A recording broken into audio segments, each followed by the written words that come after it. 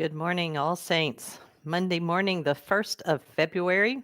And if you live anywhere within shouting distance of Hoboken, you know that we're in the midst of a pretty significant storm. We probably have 4 or 5 inches out there right now, and then it's really supposed to start snowing in about an hour and snow all day and into the night. So, wherever you are, I hope that you are safe and warm.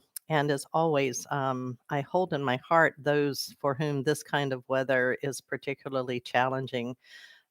Every time I look forward to a snow day with glee, it is always tinged with sorrow and worry for those whose shelter is precarious or whose heating situation is difficult. Over the past, I don't know, a week or so ago, maybe 2 weeks, I came across a quote from a Hebrew scholar, professor, world-renowned, scholar Walter Brueggemann.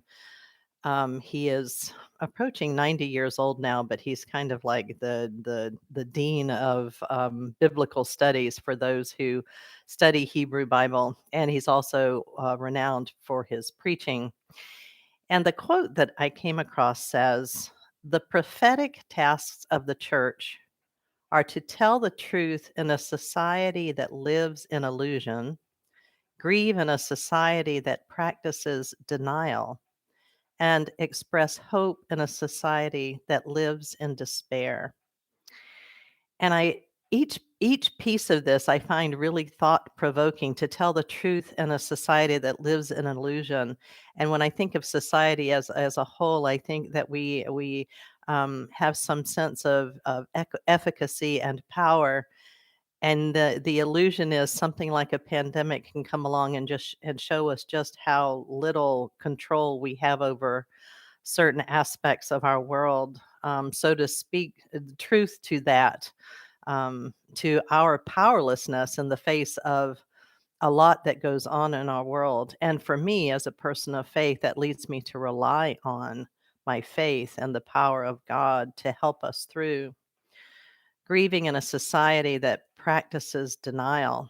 I think nothing evidence is evidence more of that than the number of people who can go through life, and if difficulty or trouble does not touch them, then it doesn't really count, that it can't be that bad. So for people whom the pandemic has not touched, just to walk around, say, without a face mask on, that it, I do grieve that, and I also believe it requires that prophetic voice of the church to call out, and finally, to express hope in a society that lives in despair. There are there's plenty of despair to go around. In my sermon yesterday, I talked about the mental health challenges, that, particularly in these days, but at all times that we do not talk about mental health, we do not talk about struggles with depression or anxiety or anything else, and how that has become even more of a problem over the past 11 months of pandemic. And so to express a word of hope to those living in despair, whatever the cause of that despair, that help is available. If it's a mental health issue, there is help available.